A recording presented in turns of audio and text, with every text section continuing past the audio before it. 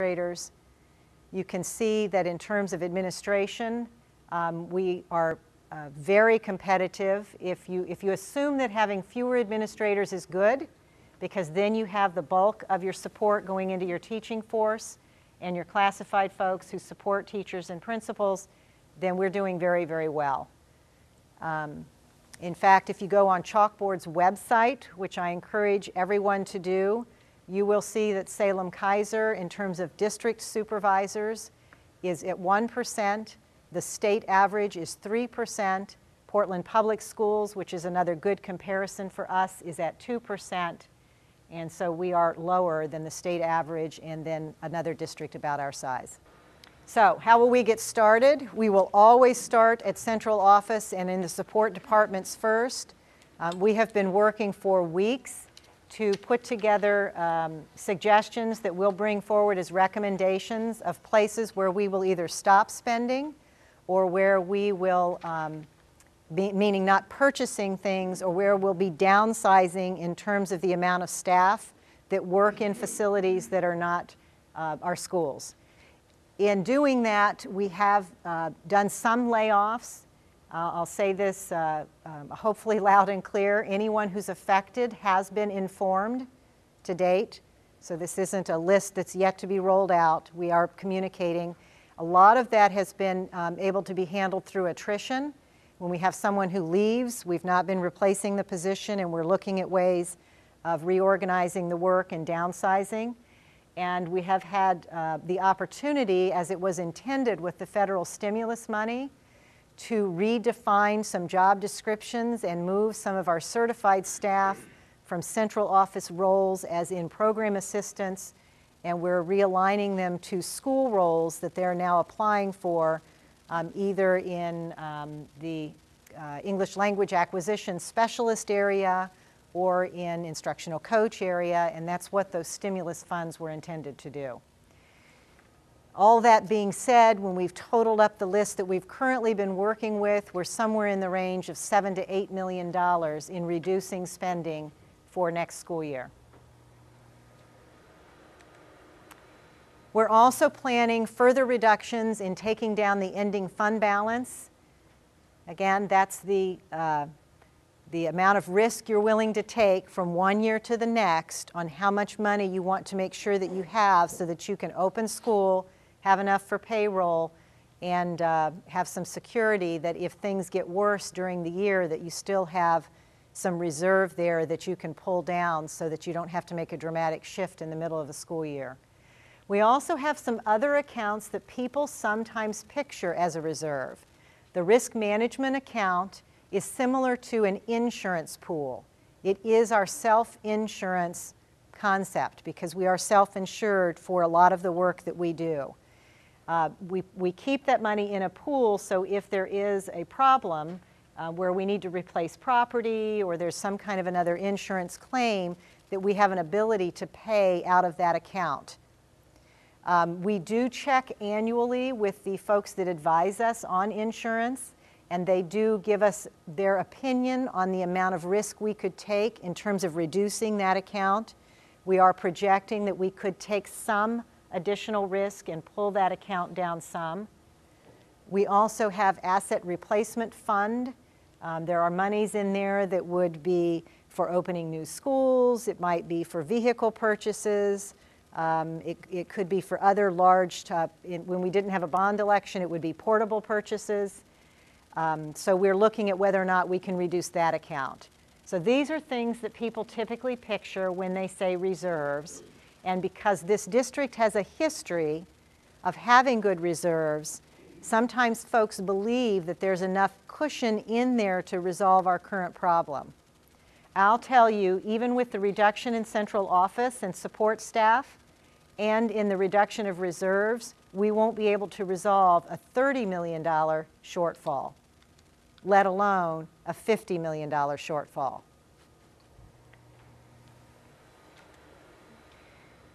So at that point, then we're looking at other ways that we can scale back our spending plan, and we are definitely now at the point of talking about compensation, either because we would be reducing the amount of support for instructional programs Or we would have to go back to negotiations tables with two of our employee groups and talk about compensation that had been committed through contracts. And so just to be specific, that could be looking at salary schedules, it could be looking at cost of living increases, it could mean looking at differential pay or elimination of work days, but anything, health insurance benefits, anything that falls in that category of compensation, which we negotiate.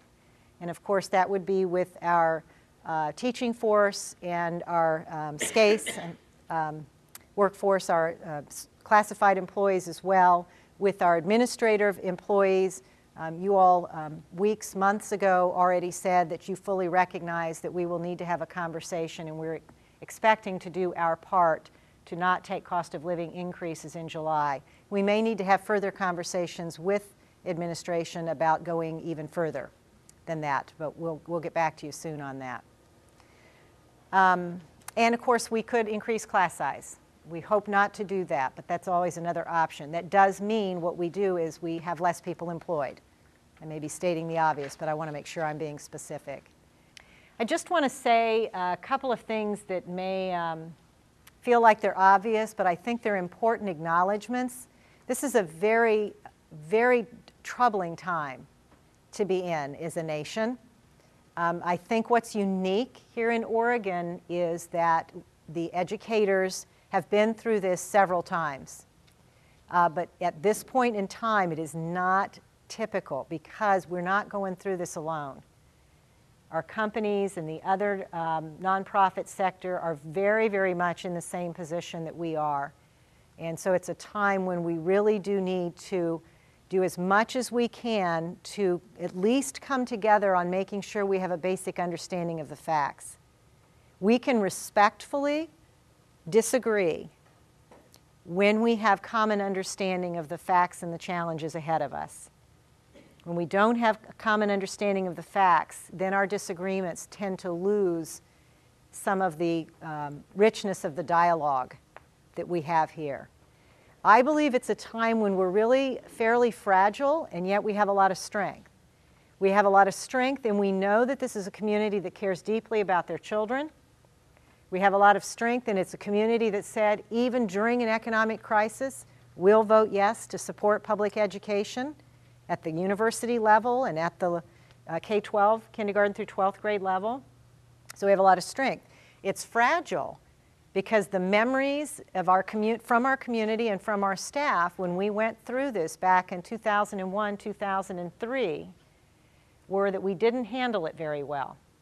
There was a lot of disagreement about the facts, and there were some steps taken by employee groups that later felt like their trust was not rewarded in good faith. And so I want to acknowledge that it's going to be a challenging time for all of us, not just for us, but for the leadership of our associations.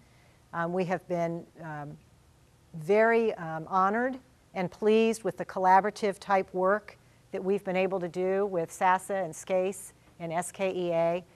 We are all fully committed to making sure that that continue.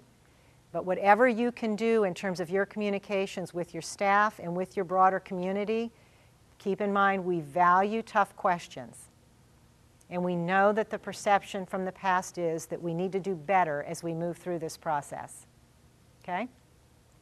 So the vision will be that we will be looking back on this, hopefully 18 months from now, 12 months from now, maybe 24, and we'll be looking back on where we've been, and we'll feel not only like we did our actions in a way that put really minimal disruption on children in the classrooms, but we'll also feel much stronger as an adult community for going through it in a professional and a respectful manner.